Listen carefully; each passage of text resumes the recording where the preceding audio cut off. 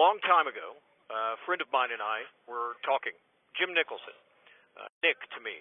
Don't judge me. Yes, it's that Jim Nicholson. The subject was the problems at the agency. Nick said to me then, he said, things were fine until the lawyers took over. I want you to keep in mind that this was long before the scheme to deceive American voters about the Biden corruption laptop of 2020. This was long before the 2016 phony claims of Russian collusion. Both of those schemes, by the way, were targeting Trump, and both of those schemes involving notorious names of the IC, the intel community. Both schemes were really just political operations designed to influence elections. And by the way, that's illegal. See Title 50, subsection 3001, section 2.13, or at 73 Federal Registry 45325, section 2.11, and even Executive Order 13284. Anyway, I recognize that it's kind of hypocritical for me to talk about 2.11 or 1.8, but here it is. The problem isn't a mission problem. The problem is a personnel problem. So what was it that Nick was telling me back then? Well, here it is. There are people within the agency. The agency is not an entity by itself. It's just a bunch of people. There are people within the agency who have figured out how to use the structure of it to effectuate their agenda. Now, that's not a problem if the agenda is the agency's actual mission, which is America's interests. But it's a huge problem when the agenda becomes ideological. The CIA's mission is not compatible with ideological battles. Now, by lawyers, Nick really means those ideologues. They are the catalysts, what we now see as the reason, or reasons, I guess, for the public's distrust.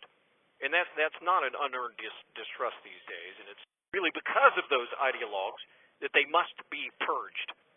Now, how did those ideologues get there, particularly the collectivists, Brennan, Morell, Panetta, Goss, Hayden, and all those people who kind of spend their underneath there, that spend their time satisficing in the real mission, but then all that becomes secondary to them while they advance their ideology, using the tools in their network.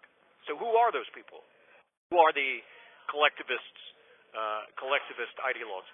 They are the Langley-bound people from the other side of the house, the analysts. And because they are the ones playing at the political, and let me put in parentheses here, ass-kissing, game, it's the analysts, the denizens of the DI, the Directorate of Intelligence, which end up promoted to the 7th floor. So where do they come from?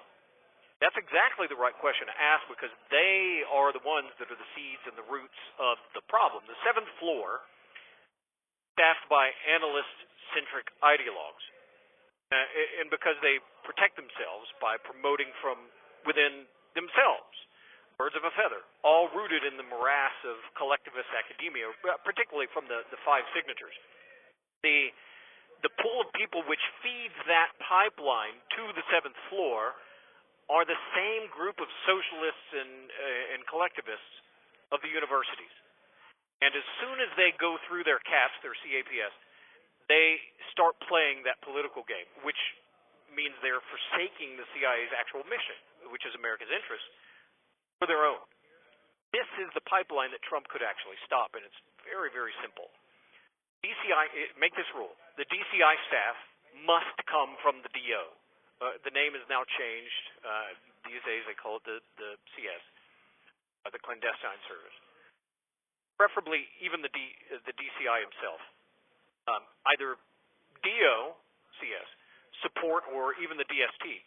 But anyone in the DI should be automatically disqualified from DCI staff or 7th floor, and maybe even including the DDI himself, because it's the men and the women of the DO, now called the CS, who live in flyover country, who live amongst the real Americans, who live normalish lives, who go to normal restaurants and schools, and who attend normal universities and get normal degrees. These are the people that the 7th floor should be pulling from, not the Langley-bound collectivists. So here's the new rule. you live within 30 miles of Langley or D.C., you are disqualified from the 7th floor. If you're in the DI, you are disqualified from the 7th floor because a dish is only as good as its ingredients, garbage in, garbage out, whatever cliche it is that you want to use. But stopping that pipeline of signature university, i.e., agenda-driven collectivists, to CIA above deck is the fix because it's not a mission problem, it's a personnel problem.